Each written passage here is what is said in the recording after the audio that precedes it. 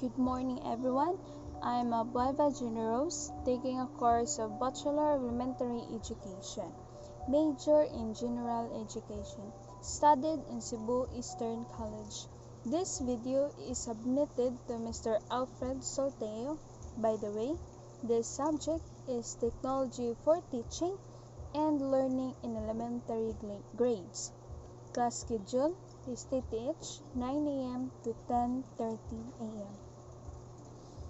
In this video, I will tell you the 3 standards of ISTE, or the International Society for Technology in Education. So, what are ISTE standards?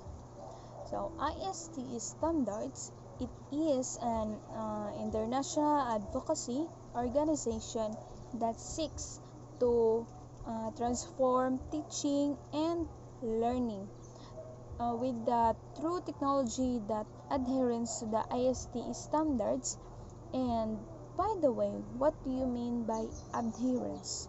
So, adherence means it is when you continue to believe something even when others arguing that tell you that you are wrong. Yeah, ISTE standards, it also has its purpose. Yes, ISTE standards, that is providing a comprehensive guide or way for the effective use of technology in schools worldwide. ISTE standards has its 3 parts, or 3 types of standards when it comes to schools or in education. So, the 3 parts, first is the standards for administration, second is the standards for teachers, and lastly is the standards for students. But first, let's talk about what are the standards for administration. So, standards for administration are, let's just say, this the school administrators. They are the professionals who like as a whole in a school, the ones who carry out these different administrative tasks that keep school running smoothly. The school administrators, or could also be the superintendent, who help oversee multiple schools in a district.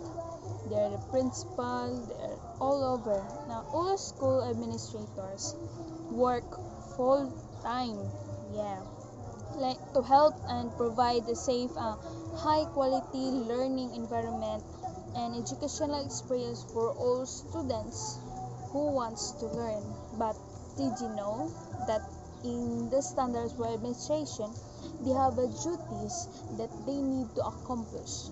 So in this type, I come up with 8 duties that they have.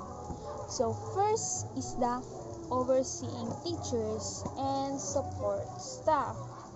Second, disciplining students. So they are the one to discipline the students and also the teachers. Implementing curriculum standards with the teachers. Creating class schedules with the teachers. Setting rules and security procedures. Yes, they are. Monitoring students and achievement data, like handling the school budget, communicating with parents as needed. They are the one who communicate to the community, or we just say they're the. Second is the standards for teachers. So the general goal for teachers is to ensure that the students or the learners are acquiring the knowledge and skills that are deemed to be essential to success in school, in higher education, like their careers, even in the adult life, even in the outside, like in a real world.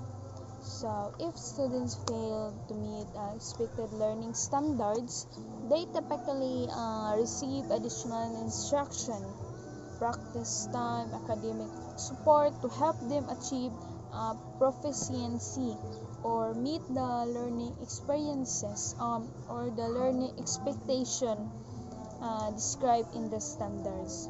Yes, that is the standards for teachers. Lastly is all about the standards for students.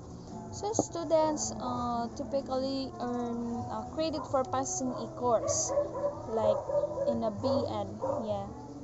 But passing a grade may be in, but let's just put it in a letter like A, grade B, grade C, or maybe D. Yes, that's the lowest, letter D. Being awarded credit is based on a spectrum of learning of a student, like their expectation with some learning of a learner also more, and others learning less than rather on the same learning standards being applied to all students equally, so it should be equal. Yeah, in these standards teachers should teach students what they need to learn, what they need to do, or what they need to be known by accomplishing tasks in schools. Yeah, in other words, students need to know and be able to do it. And the curriculum is how students will learn on it. And that is the standards for students.